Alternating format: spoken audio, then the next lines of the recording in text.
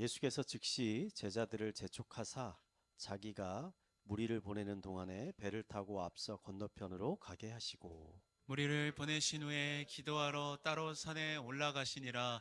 저물매 거기 혼자 계시더니 배가 이미 육지에서 술이나 떠나서 바람이 거스름으로 물결로 말미암아 고난을 당하더라.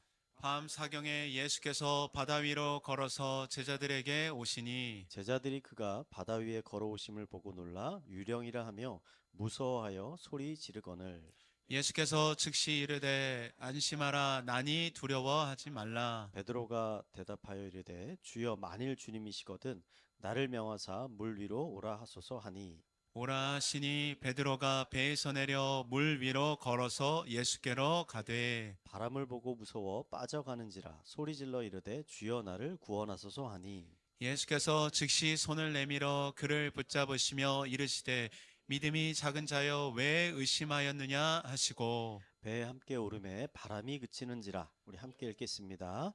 배에 있는 사람들이 예수께 전하며 이르되 진실로 하나님의 아들이로소이다 하더라. 아멘. 아멘. 중앙아메리카에 있는 코스타리카의 깊은 숲에는요, 여러분 바실리스크라는 도마뱀이 살고 있다고 합니다. 이 도마뱀에게 한 가지 별명이 있는데 그 별명이 뭐냐면 예수님 도마뱀이라는 겁니다. 이 도마뱀이 이런 별명을 갖게 된 것은 이 도마뱀이 물 위를 뛰어다닐 수 있기 때문입니다. 이 도마뱀의 이 발바닥이 개구리 발바닥처럼 이렇게 넓게 갈퀴가 있어가지고 물의 표면을 찰 수가 있다는 거예요. 뿐만 아니라 이 도마뱀이 뛸 때 사람처럼 딱 서가지고 두 발로 뛸 수가 있는데 그 뛰는 속도가 너무 빨라가지고 물이 닿는 한쪽 발이 물에 빠지기 전에 다른 발이 벌써 물을 딱 치고서 가는 거예요. 그래서 물 위를 이제 뛰어다닐 수 있다라고 하는 겁니다. 신기해가지고 제가 사진을 한번 찾아봤습니다. 보이시죠? 이게 지금 도마뱀이 물 위를 뛰어다니는 겁니다. 너무 신기하지 않습니까? 그러니까 도마뱀이 물 위에 뛰어다니는 건 봐도 이렇게 신기한데 여러분 사람이 물 위를 걷는 것을 본다면 여러분 얼마나 놀라운 일이겠습니까? 오늘 우리가 살펴볼 말씀에는요. 이 놀라운 사건이 기록되어 있다는 겁니다. 예수님은 폭풍으로 인해서 물결이 세차게 몰아치던 밤에 갈릴리 호수를 걸어서 제자들이 탄 배에 올라오셨습니다. 이 신비한 사건은요. 우리에게 예수님이 어떠한 분이신가에 대해 몇 가지 중요한 진리를 가르쳐 주고 있는데요. 첫 번째 진리는 뭐냐면 예수님은 모든 자연 만물의 창조주이실 뿐만 아니라 통치자가 되신다라는 겁니다. 아멘이십니까? 오병이어의 사건 이후에 예수님만 있으면 앞으로 먹고 사는 문제가 다 해결될 거라고 생각한 백성들이요. 예수님을 억지로 붙잡아 가지고 자신들의 왕으로 삼으려고 했습니다. 왜? 오병이어를 하시니까 이제 먹는 거 문제 없다. 이런 백성들의 마음을 아신 예수님이 제자들을 서둘러서 배에 태워서 먼저 건너편 마을로 보냅니다. 제자들이 탄 배에 예수님이 함께 있다라고 생각한 백성들이 제자들이 탄 배를 열심히 쫓아가기 시작했어요. 그러니까 제자들이 이렇게 떠나니까 예수님은 산 위에 올라가서 홀로 기도하기 시작했습니다. 밤이 깊어졌을 때 갑자기 갈릴리 호수에 심한 폭풍이 몰아치기 시작했습니다. 그러자 예수님이 기도를 멈추시고 산에서 내려와서 갈릴리 바다의 물결을 위를 걸어서 제자들의 탄 배에 오르셨던 거예요. 여러분 이 사건은 분명 자연의 법칙을 초월한 사건입니다. 물리 법칙에 따르면 여러분 물보다 밀도가 높은 물체는 물에 가라앉게 돼 있습니다. 인간의 몸의 많은 부분들은 물보다 밀도가 높거든요. 그렇게 절대 인간은 물 위를 걸어 다닐 수가 없습니다. 그렇다면 예수님은 어떻게 물 위를 걸을 수 있으셨던 것일까? 답은 한 가지밖에 없을 것 같습니다. 그것은 예수님이 자연 법칙 아래 계신 분이 아니라 자연 법칙 위에 계신 분이라는 거예요. 예수님은 물 위만 걸으신 것이 아닙니다. 예수님이 명령하시자 거세게 몰아치던 폭풍이 잠잠해졌습니다. 이런 폭풍을 멈추게 하신 예수님은요, 자연 법칙에 예속되지 않은 것뿐만 아니라 오히려 자연 전체를 통치하고 계시는 능력의 하나님이라는 것을 우리에게 가르쳐 주고 계신 거죠. 아멘이시죠? 저는 이게 우리 기독교인들에게 놀라운 위로와 평안을 주고 있다고 생각합니다. 왜냐하면 바다의 폭풍을 잠잠케 하시는 예수님은요, 우리의 삶에 일어나고 있는 수많은 폭풍들도 잠잠케 하실 수 있는 능력의 하나님이시기 때문입니다. 이 사실을 믿고요, 그 신앙을 믿고 사는 것이 우리에게 너무나 중요합니다. 왜냐하면 이 사실을 알지 못하고 깨닫지 못하고 믿지 못하면 그 사람은 어떤 사람이 되느냐? 그 사람은 기도하지 않는 사람이 되는 거예요. 여러분 한번 자신에게 질문해 보시기 바랍니다. 여러분은 하나님께 자주 기도하고 계십니까? 만약 하고 있지 않다면 왜 하지 않으십니까? 이유가 뭘까요? 여러 가지 이유가 있지만 가장 많은 이유는요, 내가 기도를 해도 하나님께서 그 기도에 응답하지 않으실 거라 이렇게 생각을 하고 있기 때문이에요. 성경 속에 하나님이 하늘에서 만나도 내려주시고 메추라기도 내려주시고 때로는 폭풍도 잠잠케 하시지만 나의 건강의 문제, 취업과 사업의 문제, 결혼의 문제, 깨어진 가정의 문제는 해결해 주지 않으실 거야. 나의 삶에 몰아치는 이 폭풍들은 가라앉게 하지 못하실 거야. 라고 생각을 하고 있는 겁니다. 그러니까 기도를 하지 않는 거예요. 저는 이러한 신앙이요, 죽어 있는 신앙이다. 라고 생각합니다. 왜냐하면 예수님이 제자들에게 기대했던 신앙은 이런 신앙이 아니에요. 예수님은 제자들에게 뭐라고 말씀하십니까? 너희 안에 겨자씨만한 믿음이 있으면 산을 이쪽에서 저쪽으로 옮기라 하면 옮겨질 것이다 라는 놀라운 일들이 너희들에게 일어날 것이다. 이렇게 예수님께서 말씀하셨잖아요. 그러니까 예수님은 제자들이 더 큰 믿음을 갖길 원하시고 놀라운 일들을 기대하기를 원하셨다는 거죠. 근데 왜 많은 기독교인들이 여러분 신앙생활이 점점 재미없어지고 시들시들해지는 걸까요? 더 이상 자신의 삶에서 하나님이 행하실 놀라운 일들을 기대하지 않기 때문입니다. 기대하지 않아요. 놀라운 일이 일어날 거라고. 여러분, 꿈을 잃어버린 청소년이요, 얼마나 비참합니까?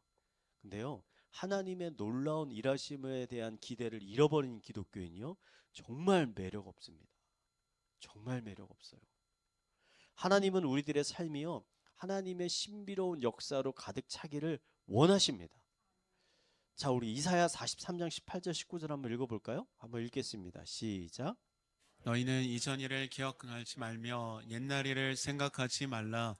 보라, 내가 새 일을 행하리니 이제 나타낼 것이라. 너희가 그것을 알지 못하겠느냐?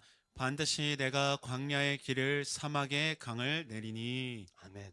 여러분, 하나님은 어떤 하나님이냐? 광야의 길을 사막의 강을 내시는 하나님이십니다. 이 말 믿으시죠? 이 말씀이 진실인 것을 믿으신다면요, 저는 이 자리에 계신 모든 성도님들이요, 이제부터 새로운 꿈을 꾸기 시작했으면 좋겠습니다. 새로운 비전과 새로운 희망을 갖기 시작했으면 좋겠습니다. 하나님이 앞으로 내 삶에 놀라운 일들을 일으키실 것이라는 기대와 믿음을 가지시기 바랍니다. 그리고 자신에게 이렇게 선포하시기 바랍니다. 하나님께서 놀라운 일을 일으키실 것이다. 우리 옆에 분들에게도 말하십니다. 하나님께서 놀라운 일을 일으키실 것입니다. 오늘 말씀에 이런 믿음을 갖게 된 한 인물이 등장을 합니다. 바로 예수님의 제자 베드로였어요. 제자들이 이 예수님이 물 위로 걸어오시는 걸 보고요, 제자들이 다 너무 놀랐습니다. 두려워했어요. 평소에 예수님이 행하시는 놀라운 이적들을 이들이 봤지만 사람이 물 위를 걸을 수 있을 거라고는 상상도 하지 못한 거예요. 그래서 예수님이라고 생각하지 않고 귀신, 유령이라고 이들이 생각했던 겁니다. 헌데 베드로는 단지 지금 놀라고 있는 제자들과 다르게 갑자기 예수님에게 자신도 물 위를 걷게 해달라고 간구하는 거예요. 다른 제자들은 예수님을 보고 무서워 떨고 있었지만 베드로에게는요, 예수님이 원하시기만 하면 자신도 물 위를 걸을 수 있을 거라는 믿음이 그에게 있었던 거예요. 베드로에게. 베드로의 믿음을 보신 예수님이 베드로에게 그래? 그럼 배에서 내려서 나에게 걸어오라 라고 말씀하셨습니다. 그러자 베드로가 배에 내려서 예수님께 걸어가기 시작해요. 저는 이 사건이야말로 예수님이 물 위를 걸으신 사건보다 더 놀라운 사건이다. 왜냐하면 예수님은 본래 하나님이세요. 그러니까 하나님이니까 걸으실 수 있어요. 근데 베드로는 평범한 사람이잖아요. 평범한 사람이 물 위를 걷는다는 거가 기적 아닙니까? 베드로가 잠시나마 물 위를 걸었다는 것은요, 평범한 우리 같은 사람들도 하나님이 원하시기만 하면 놀라운 일들을 경험하고 체험할 수 있다라는 것을 가르쳐주는 매우 중요한 증거라는 것입니다. 많은 사람들이 베드로가 물 위를 걷다가 물에 빠진 사건에 주목합니다. 아이, 베드로 그봐, 믿음 적은 사람이야. 저는 오히려 베드로가 잠시나마 물 위를 걸었던 것에 우리가 주목해야 된다라고 생각을 합니다. 왜냐하면 제자들 중 그 누구도 베드로와 같은 믿음을 가진 사람이 없었어요. 오직 베드로 한 사람. 그렇다면 베드로와 같이 하나님의 이 놀라운 능력과 신비로운 역사를 경험하기 위해서 우리에게 필요한 것이 무엇일까? 이제부터 중요합니다. 이제부터 중요해요. 이 두 가지가 있습니다. 첫 번째는 뭐냐면 여러분, 첫 발을 내딛는 겁니다. 첫 발을 내딛어야 돼요. 물 위로 걸어오시는 예수님을 본 베드로는요, 예수님이 진짜 예수님이라면 당신에게 자신에게 명해서 물 위를 걸어오라고 말씀해달라고 요청합니다. 그러니까 예수님이 그렇게 말하니까 베드로가 이제 걷기 시작하는 거예요. 그러자 베드로가 예수님의 말씀에 순종해서 배에 내려서 그 풍랑이 몰아치고 있는 거친 바닷물에 그가 첫 발을 딱 내딛었어요. 그러자 놀랍게 베드로가 예수님처럼 물 위를 걷게 되는 거예요. 여러분, 어떻게 베드로가 물 위를 걷게 되었습니까? 예수님의 말씀에 지금 순종해서 그가 물 위에 첫 발을 내딛었기 때문이에요. 저는 이 사건을 보면서 예수님께서 왜 제자들 중에서 베드로를 가장 아끼시고 그를 초대교회의 리더로 세우셨는지를 발견하게 됐습니다. 여러분, 베드로는 지식도 부족하고 경솔하고 화가 많은 사람, 실수가 많은 사람이었습니다. 그런데 그에게는 다른 사람들이 없는 아주 중요한, 아주 좋은 자질이 하나 있는 거예요. 이게 뭐냐면 바로 행동하는 능력입니다. 행동력. 베드로는 여러분 생각만 하는 사람이 아니라 실제로 행동하는 사람이었다는 거예요.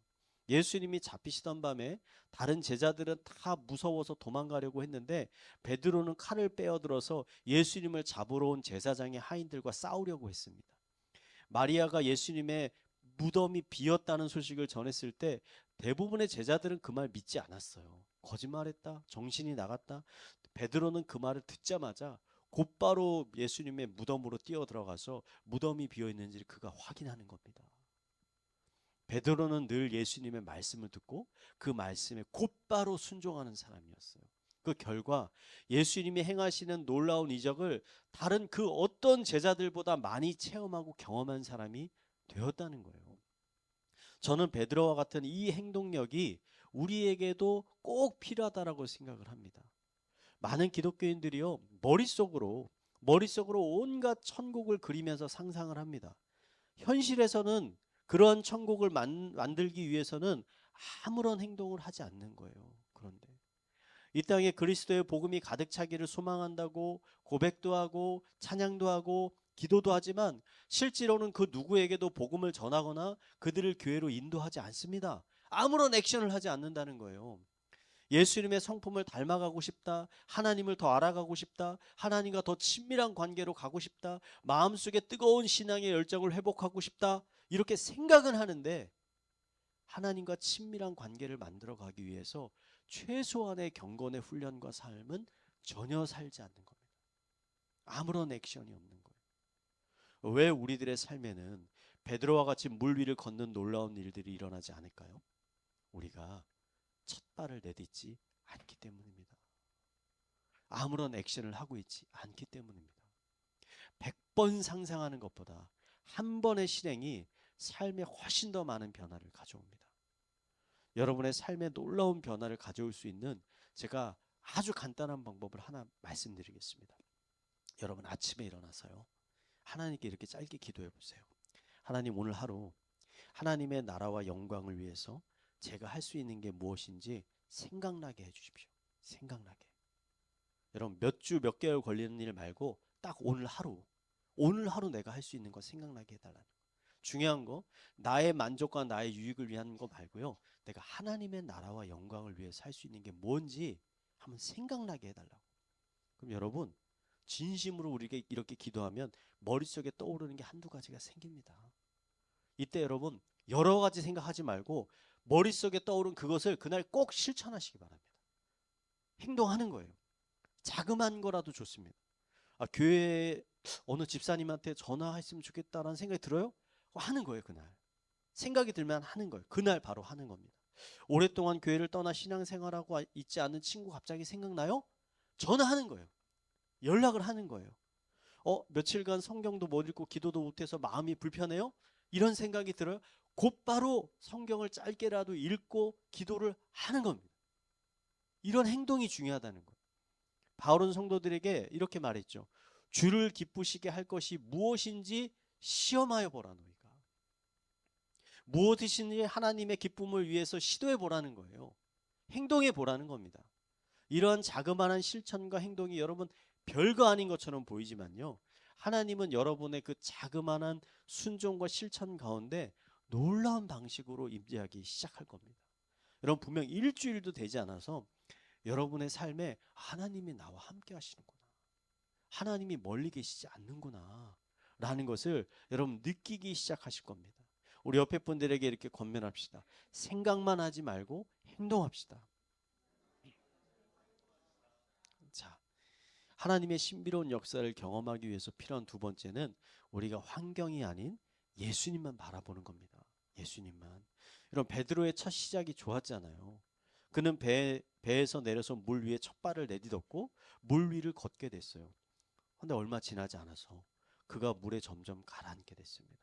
왜 물에 가라앉게 됐을까요? 우리 30절 말씀 한번 읽어볼까요? 읽겠습니다. 시작. 바람을 보고 무서워 빠져 가는지라 소리질러 이르되 주여 나를 구원하여서 하니. 여러분 베드로가 물에 가라앉게 된 이유는요. 그가 예수님 대신 주변 환경을 바라보았기 때문입니다. 베드로가 물 위를 걷는데 강한 바람이 몰아치기 시작하는 거예요. 물결이 요동치는 거죠. 그 물결을 본 베드로의 마음속에 두려움이 생겼다는 겁니다. 그래서 얼마 지나지 않아서 곧 자신이 이 바다에 삼켜버려질 것 같다라는 두려움이 그에게 몰려오기 시작하는 거예요. 이 두려움 때문에 베드로가 물에 빠지게 됐다는 거죠. 여러분 베드로의 상황을 잘 생각해 보면요. 그가 느낀 그 두려움은 진실이 아니고 단지 그의 상상에 불과했다라는 것을 우리가 깨달을 수 있습니다. 왜냐하면 베드로가 처음부터 물 위를 걸을 수 있었던 것은 그가 가진 능력이 아니라 예수님의 능력이었기 때문이에요. 바람이 아무리 불어도 예수님만 계시다면 베드로는 결코 바다에 빠지지 않을 것이었습니다. 베드로도 그걸 모르지 않았을 거예요. 하지만 베드로가 실패했죠. 그 이유는 예수님 대신 그가 강한 바람과 파도를 바라봤기 때문입니다. 여러분 여기 시흥시가 있잖아요. 그 시흥시 옆에 대부도 다 아시죠? 그 대부도를 쭉 가다 보면요. 시와 날의 휴게소라는 데가 있습니다. 딱 큰 달이 바로 앞에. 거기에 달 전망대라는 유명한 전망대가 하나 있어요. 그러니까 이 전망대가 25층 건물인데 가장 꼭대기 층에는 주변 전망을 잘 볼 수 있는 넓은 공간이 있습니다. 저도 전에 아이들과 함께 여기 놀러 간 적이 있거든요. 근데 그곳에 가보니까 아주 특별한 게 하나 있습니다. 전망대 이게 중간중간 바닥이요. 콘크리트로 돼 있는 게 아니라 투명한 강화 유리로 돼 있는 거예요. 중간중간이. 그래서 그 위에 딱 서서 밑을 보면요. 60m 밑에 있는 땅바닥이 보입니다. 그러니까 내가 공중에 떠 있는 것 같은 거예요. 그러니까 이런 강화 유리로 된 구역들이 중간중간에 몇 미터씩 딱 있습니다. 그래서 제가 아이들한테 저쪽 끝에서 얘들아 아빠 있는 대로 이렇게 걸어와 봐 라고 하니까 아이들이 쉽사리 건너오지 못합니다. 너무 무섭다는 거예요. 그 주변을 보니까 저희 집과 같이 비슷한 놀이를 하는 가정들이 많이 있었어요. 다들 저희 집처럼 투명 유리 바닥을 건너오라는 거예요. 아이들한테. 근데 제가 보니까 절반은 성공하고 절반은 실패했습니다. 제가 이 장면을 살펴보면서 건너는 것에 성공한 사람과 실패한 사람의 차이점이 뭔지 발견했어요. 실패하는 사람들의 대부분은 뭐냐면 걷다가 중간에 유리 바닥 밑을 보는 사람들이었습니다. 잘 걷다가 바닥 밑을 보니까 땅바닥이 보이는 거예요. 그 순간 두려움에 빠져가지고 더 이상 걸어가지를 못하는 겁니다. 성공한 사람들은요, 처음부터 끝까지 바닥을 보지 않고 앞만 보고 걸어간 사람들이었어요. 처음부터요, 이 유리바닥은 아무리 무거운 사람이 올라가더라도 깨지지 않을 만큼 단단하게 만들어져 있었습니다. 누가 그 위를 지나가도 절대 추락할 일이 없다는 겁니다. 사람들은 이 유리바닥을 건너지 못하는 이유가 유리바닥에 있는 것이 아니라 자신의 마음속에 두려움에 있었다는 거예요. 두려움. 저는 이것이 많은 기독교인들이 하나님의 놀라운 역사를 경험하지 못하게 만드는 가장 중요한 원인 중에 하나라고 생각합니다. 현재 나와 함께하고 계시는, 나의 삶을 주관하고 계시는, 나의 삶을 보호하고 인도하고 계시는 예수님 대신에 늘 부정적인 환경을 바라보는 거예요. 여러분의 생각과 마음을요, 여러분 환경에 두지 마시고 예수님께 두시기 바랍니다. 여러분, 환경은 늘 변화합니다. 변화해요. 베드로는 바람이 무서워 물 위를 걷는 것을 포기했습니다. 그러니까 베드로는 이렇게 생각했을 수 있어요. 아, 예수님, 저 바람만 아니면, 이 파도만 아니면 제가 예수님 계신 곳까지 잘 걸어갈 수 있었을 텐데요. 근데 여러분, 놀라운 게 뭔지 아십니까? 배에 오르신 예수님께서 명령하시자 거세게 몰아치던 바람이 멈추고 바다가 잠잠해졌다는 거예요. 베드로가 끝까지 예수님만 바라보았다면, 예수님을 더욱 신뢰했다면 예수님께서 베드로를 둘러싸고 있는 환경 자체를 변화시켜 주셨을 것이라는 겁니다. 여러분의 생각과 마음을요, 여러분 환경에 둔다면 여러분은 절대 하나님이 주시는 놀라운 역사를 깊이 경험하지 못하게 될 것입니다. 자신의 주변에 일어나는 환경의 변화에 늘 휘둘리며 사는 수동적인 삶을 살게 될 겁니다. 난 이것 때문에 이렇게밖에 못 살아. 우리 가정이 가난하기 때문에 난 이렇게밖에 못해. 나는 배운 게 이것밖에 없기 때문에, 능력이 이것밖에 안 되기 때문에 이 정도의 삶밖에 살 수가 없어. 라는 수동적인 삶을 살게 될 겁니다. 한데 베드로와 같이 하나님의 놀라운 역사를 체험하게 살아가기를 원하신다면 여러분, 환경 대신에요, 예수님을 바라보시기 바랍니다. 하나님이 주시는 약속의 말씀을 늘 암송하고 여러분에게 선포하시기 바랍니다. 우리 신명기 31장 6절 한번 읽어볼까요? 한번 읽겠습니다. 시작. 너희는 강하고 담대하라. 두려워하지 말라. 그들 앞에서 떨지 말라. 이는 내 하나님 여호와 그가 너와 함께 가시며 결코 너를 떠나지 아니하시며 버리지 아니하실 것임이라 하고. 아멘. 우리 옆에 분들에게 권면합시다. 하나님은 결코 당신을 떠나지 않으십니다. 오늘 말씀을 정리하겠습니다. 저는 기독교인이 된다는 것이요, 마치 아기가 엄마 뱃속에서 태어나는 것과 비슷하다고 생각을 합니다. 아기가 엄마 뱃속을 떠나 세상에 태어나는 것에는요, 아이의 어떤 큰 노력과 그런 것들이 필요하지 않습니다. 하나님의 백성으로 태어나는 것이 바로 그렇다는 겁니다. 구원을 얻기 위해서 우리가 해야 되는 것은 단지 하나님의 놀라운 은혜를 받아들이는 거예요. 헌데 세상에 태어나고 나서는 이야기가 전혀 달라집니다. 아기가 건강한 성인으로 성장하기 위해서는요, 아기가 열심히 노력해야 돼요. 엄마가 주는 우유도 먹어야 되고, 팔다리도 열심히 움직여서 근육도 키워야 되고, 말하는 것도 배워야 되고, 공부도 해야 되는 겁니다. 이러한 노력이 있을 때 비로소 건강한 성인으로 성장하게 된다는 거죠. 기독교인도 똑같다는 겁니다. 기독교인이 되는 것은 하나님의 놀라운 은혜로 되는 것이지만, 성숙한 기독교인, 건강한 기독교인, 하나님의 놀라운 능력을 체험하는 기독교인이 되기 위해서는요, 우리가 열심히 노력해야 될 필요가 있다는 거예요. 어떤 노력이 필요합니까? 가장 중요한 노력이요, 오늘 베드로와 같이 하나님의 말씀에 반응하는 겁니다. 말씀에 순종하고 움직이는 겁니다. 간단하면서도 확실한 방법을 제가 아까 말씀을 드렸죠. 매일 아침 하나님께 기도하시기 바랍니다. 또 생각하시기 바랍니다. 하나님, 오늘 제가 하나님의 나라와 영광을 위해서 할 수 있는 일이 무엇인지 생각나게 하여 주시옵소서.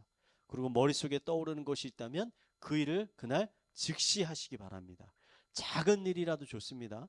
작은 일이라도 실천하면 분명 여러분의 삶의 변화가 시작되기 시작합니다. 여러분, 도미노 아시잖아요. 도미노. 수천 수만 개가 세워져 있는 도미노를 쓰러뜨리기 위해서 여러분 필요한 것이 뭔지 아십니까? 가장 이쪽 끝에 있는 작은 도미노 하나를 쓰러뜨리는 거예요. 그걸 하나 쓰러뜨리면 그때부터 쓰러진 도미노가 뒤에 것들을 쓰러뜨리면서 그 수천 수만 개의 도미노가 결국은 다 쓰러지는 놀라운 결과를 가져오는 겁니다. 여러분, 오늘부터 행동하시기 바랍니다. 행동하면 지금껏 경험하지 못했던 하나님의 놀라운 임재와 동행, 도우심을 경험하게 될 것입니다. 하나님이 진짜 살아계시구나, 역사하시는구나 라는 믿음의 고백을 하게 되실 것입니다.